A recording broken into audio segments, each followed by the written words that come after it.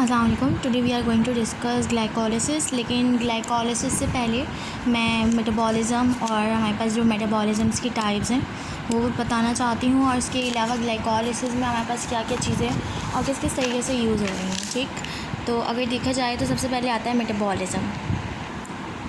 Metabolism क्या होता है? मेटाबॉलिज़्म क्या है? जितने भी केमिकल चेंजेस हमारे पास हो रहे हैं किसी भी बॉडी के टिश्यू में, सेल में, जो भी बॉडी में चेंजेस हो रहे हैं उनको क्या बोलते हैं? मेटाबॉलिज़्म। अच्छा, मेटाबॉलिज़्म में जो है हमारे पास क्या या तो कौन कौन से किस तरीके के होंगे, या तो हमारे पास कैटाबॉलिक रिएक्शंस होंगे या हमारे पास एनाबॉलिक होंगे। अब कैटाबॉलिक क्या है और एनाबॉलिक क्या है हम ये चेक कर लेते हैं। ठीक है, अब अगर हमारे पास कैटाबॉलिक रिएक्शंस हैं या पाथवेज अगर कैटाबॉलिक हैं या एनाबॉलिक हैं, तो कैटाबॉलिक कौन से होते हैं? एनाबॉलिक का मतलब होता है किसी चीज़ को बनाना, ठीक है, और कैटाबॉलिज़्म का मतलब होता है किसी भी चीज़ को तोड़ना। ठीक है, अब अगर मैं आपको इसके थ्रू समझाती हूँ, ये बहुत अच्छा इसमें लिखा हुआ है। लाइक यहाँ पे हमारे पास हो रही है कैटाबॉलिज़्म, तो कैटाबॉलिज़्म में हमारे पास टूट के क्या चीज़ बन रही है? कार्बन डाइऑक्साइड, वाटर और अमोनिया बन रहा है। ठीक है, और अगर हमारे पास एनाबॉलिज़्म देखें तो एनाबॉलिज़्म में क्या हो रहा है कि कोई चीज़ बन रही है, अमाइनो एसिड बन रहा है, शुगर बन रहा है, फैटी एसिड बन रहा है, नाइट्रोजनस बेसिस बन रही हैं। लेकिन यहाँ पे क्या हो रहा है? यहाँ पे तोड़फोड़ हो रही है। यहाँ पे क्या हो रहा है? यहाँ चीज़ें बन रही हैं। ठीक है, स्मॉल मतलब अगर हमारे पास वो पॉलीसेकेराइड्स थे तो वो मोनो में कन्वर्ट हो गए। ठीक, अब अगर देखा जाए कैटाबॉलिक पाथवे, तो कैटाबॉलिक पाथवे में एक तो सबसे पहले क्या है कि केमिकल एनर्जी कैटाबॉलिक पाथवे में रिलीज़ होती है। ठीक है, एटीपी के फॉर्म में हमारे पास रिलीज़ होगी, कैटाबॉलिज़्म होगा जब।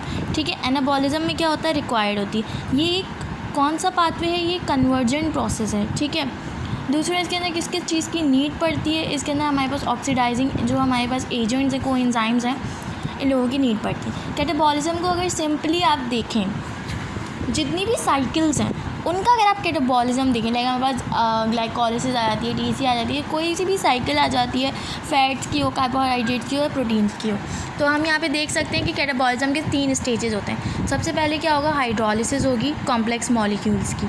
ठीक है, उसके बाद हमारे पास सेकेंड स्टेप जो होता है वो सारे के सारे, चाहे कोई भी हो, फैट हो, अमाइनो एसिड हो, मोनोसेकेराइड हो, कुछ भी हो, उनकी हाइड्रोलिसिस होने के बाद वो स्मॉल पार्टिकल्स बनने के बाद वो हमारे पास एसिटाइल कोएंजाइम ए, इसी तरह के दूसरे प्रोडक्ट्स हो सकते हैं या एसिटाइल कोएंजाइम ए मेनली, इसमें कन्वर्ट हो जाते हैं। ठीक, तीसरा स्टेप क्या होता है? इस एसिटाइल कोएंजाइम ए की ऑक्सीडेशन हो जाएगी। ठीक है, तीसरा स्टेप क्या है? ऑक्सीडेशन हो जाएगी। तो ये 3 स्टेप हैं जो हर कैटाबॉलिक पाथवे में इंक्लूड होता है। अब एनाबॉलिक पाथवे का हम देखें तो ये डाइवर्जेंट होता है। अच्छा, यहाँ पे एनर्जी रिलीज़ हो रही है तो मतलब क्या है? ये एक्सर्गोनिक है। और यहाँ पे क्या होगी? एनर्जी यूज़ हो रही है, रिक्वायर्ड एनर्जी, तो हमारे पास क्या होगा? एंडरगोनिक है। तो एनर्जी कहाँ से आएगी? एटीपी के ब्रेकडाउन से आएगी एनाबॉलिक पाथवेज में। ठीक, यहाँ तक हमने डिस्कस कर लिया। अब एक चीज़ और डिस्कस करने की है, वो ये है रेगुलेशन। ठीक है, रेगुलेशन किस तरीके से हो रही है? एक हमारे पास है इंट्रासेलुलर कम्युनिकेशन किस तरीके से हो रहा है। तो इंट्रासेलुलर कम्युनिकेशन हमारे पास होता है एंजाइम में, हमें पता है कि हमारे पास क्या क्या चीज़ें प्रेजेंट है, सबस्ट्रेट प्रेजेंट है और हमारे पास प्रोडक्ट प्रेजेंट है। अब जो हमारे पास सबस्ट्रेट है, ठीक है, अवेलेबिलिटी है सबस्ट्रेट की या नहीं है, उसकी इनहिबिशन हो रही है या उसकी एलोस्टेरिक साइट्स पे क्या चेंजिंग आ रही है, ये हमारे पास इंटरसेलुलर कम्युनिकेशन है। इंटरसेलुलर कम्युनिकेशन क्या है? इंटरसेलुलर कम्युनिकेशन किस चीज़ के थ्रू होगा कि सेल्स का आपस में किस तरीके का कांटेक्ट है, तो वो किस तरीके से होगा? या तो हमारे पास गैप जंक्शन प्रेजेंट होंगे, ठीक है, या सरफेस टू सरफेस कांटेक्ट हो रहा होगा हमारे पास। तो यहाँ पर 2 तरीके हैं जो हमारे पास इंटरसेलुलर है, मतलब सेल का आपस में। इंट्रासेलुलर मतलब इनसाइड द सेल।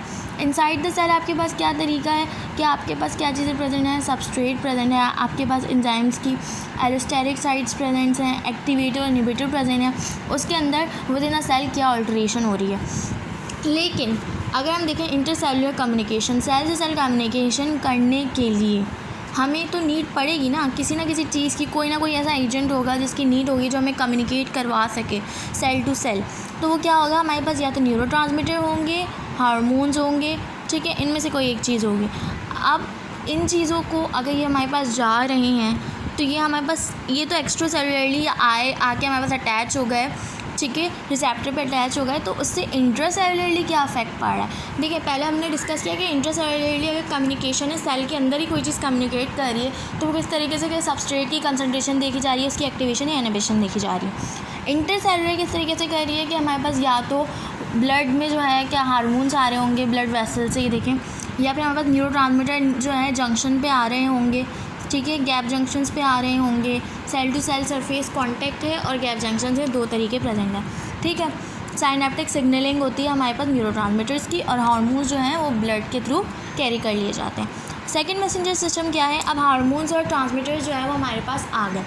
अब इसके बाद क्या होना है, जब वो हमारे पास लिगेंड हमारे पास रिसेप्टर पे अटैच हो रहा है, ये लिगेंड जो हमारे पास रिसेप्टर पे अटैच हो रहा है, अब उससे अंदर क्या चेंजेस आ रही हैं, ठीक, तो अंदर भी हमारे पास कुछ पाथवेज काम कर रहे होते हैं जो हमारे पास इंटरसेलुलर कम्युनिकेशन के लिए रेस्पॉन्सिबल हैं। तो अब जाहिर सी बात है कोई चीज़ आके अटैच हुई है तो अंदर भी हमारे पास कोई चेंजेस आने हैं, वो किस तरीके से आ रहे हैं, वो हमारे पास 2 पाथवेज के थ्रू आते हैं।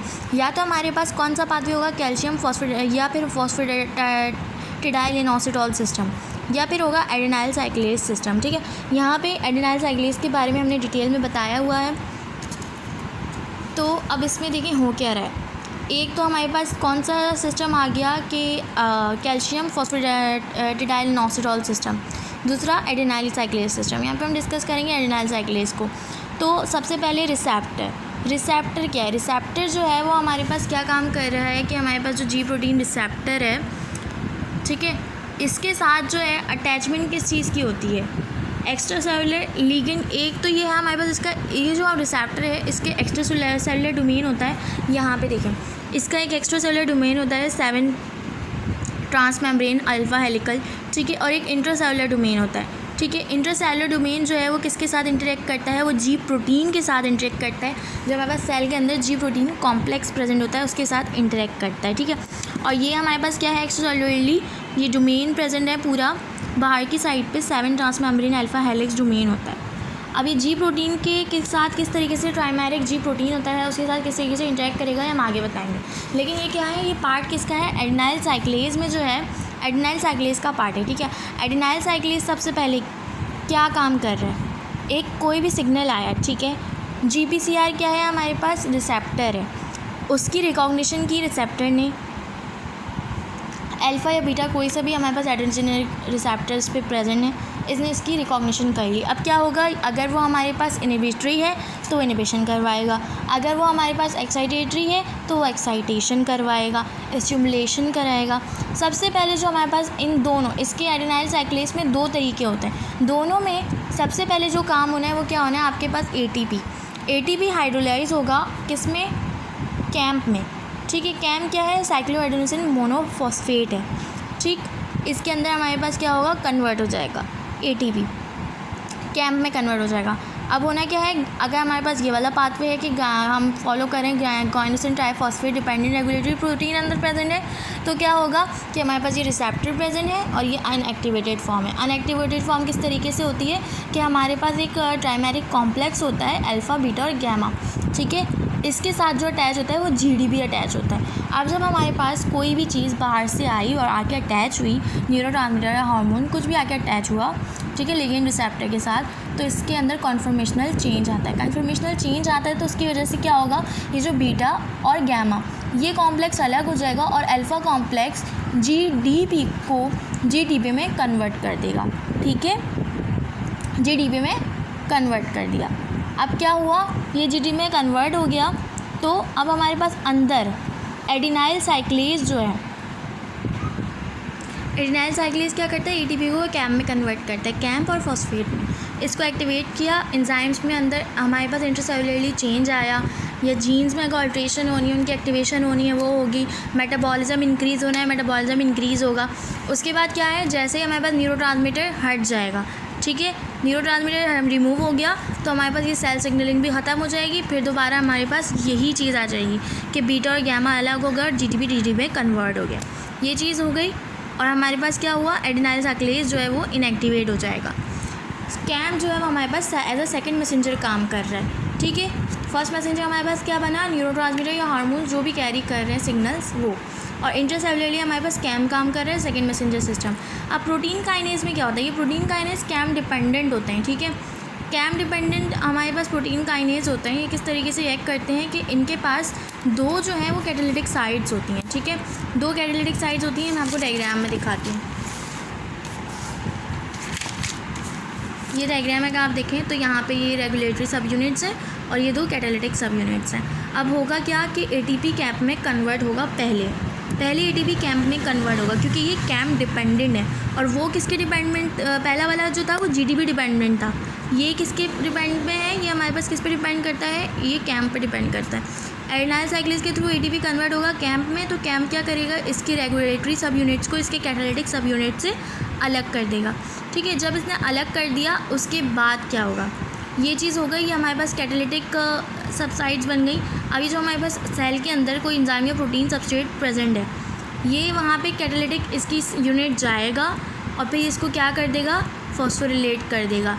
मतलब इस पर एटीपी ऐड करवा के एटीपी को एडी में कन्वर्ट करेगा और इसको फॉस्फोरिलेट करवा देगा, फॉस्फोरिलेटेड प्रोटीन बना देगा। और जब वो प्रोटीन हमारे पास फॉस्फोरिलेट हो जाएगा तो फिर वो इंट्रासेल्युलरली इफेक्ट्स देगा। ठीक है, लेकिन अब हमें इस चीज़ को क्या करना है, हमें इसके इफ़ेक्ट को ख़त्म भी तो करना है ना। जैसे वहाँ पे क्या हो रहा था, वहाँ पे हमारे पास जैसे ही न्यूरोट्रांसमीटर या कोई भी चीज़ रिमूव हो जाएगी तो एटीपी जो है वो कन्वर्ट होना यहाँ पे बंद हो जाएगा। ठीक है, ये जो हमारे पास सब यूनिट है यहाँ पे एटीपी कैंप में कन्वर्ट होना बंद हो जाएगा, तो हमारे पास सिग्नलिंग ख़त्म हो जाएगी। यहाँ पे क्या होगा कि यहाँ पे हमारे पास एक एंजाइम प्रेजेंट है, काइनेज जो होता है वो क्या करता है, काइनेज फॉस्फेट को ऐड करवाता है, और हमारे पास प्रोटीन क्या करवाता है, फॉस्फेटेज क्या करवाता है, वो प्रोटीन फॉस्फेट को रिमूव करवाता है। तो एक एंजाइम आएगा फॉस्फेटेज, वो इस पर रिएक्ट करेगा, प्रोटीन फॉस्फेट को रिमूव करेगा और फिर हमारे पास प्रोटीन डीफॉस्फोराइलेट हो जाएगा, तो मतलब इनएक्टिव हो जाएगा। लेकिन अगर देखा जाए तो यहाँ पे कैंप को भी हमें हाइड्रोलाइज करवाना है, क्योंकि वो कैंप बनता जा रहा है। तो कैंप को जो है हमें किस तरीके से रिमूव करना होगा, तो इसके लिए भी एक एंजाइम होता है कैंप का, जो हमारे पास देखें तो हमारे पास एटीपी कन्वर्ट होता है 3,5 साइक्लिक एएमपी में ना। तो हमें कौन सा एंजाइम यूज़ करना होगा, फॉस्फोडाइस्टरेज। वो क्या करेगा, इसके 3,5 बॉन्ड को तोड़ देगा, फॉस्फोडाइस्टर बॉन्ड को तोड़ देगा, तो यहाँ पे सिर्फ 5 एएमपी रह जाएगा। ठीक, तो इस तरीके से ये इनएक्टिवेट हो जाएगा। तो इसका मतलब क्या है कि हमारे पास ये जो सेल सिग्नल्स हैं ये कब तक आएंगे, जब तक हमारे पास बाहर लिगेंड मौजूद है, वो उसकी रिसेप्शन हो रही है लिगेंड की, तब तक हमारे पास ये सब चीज़ें परफॉर्म होंगी, सेल के अंदर ये सब सिग्नलिंग होगी। अगर वो चीज़ें रिमूव हो जाएंगी तो हमारे पास सेल के अंदर सिग्नलिंग होना बंद हो जाएगी। दूसरी बात कि हमारे पास अगर ये जो कैंप फॉस्फोडाइस्टरेज है, ठीक है, ये किससे इफेक्ट है, इसकी इनिबिशन कौन करती है, कैफीन करती है। ठीक है, जो हमारे पास मिथाइलजेंथाइन डेरिवेटिव है वो इसकी इनिबिशन करती है, तो जाहिर सी बात है हमारे पास क्लिनिकल कोरिलेशन बनेंगे उस पर। नेक्स्ट वीडियो में हम लोग क्या डिस्कस करेंगे, ग्लाइकोलिसिस के ओवरव्यू और स्पेशली ग्लाइकोलिसिस की ट्रांसपोर्ट वगैरह।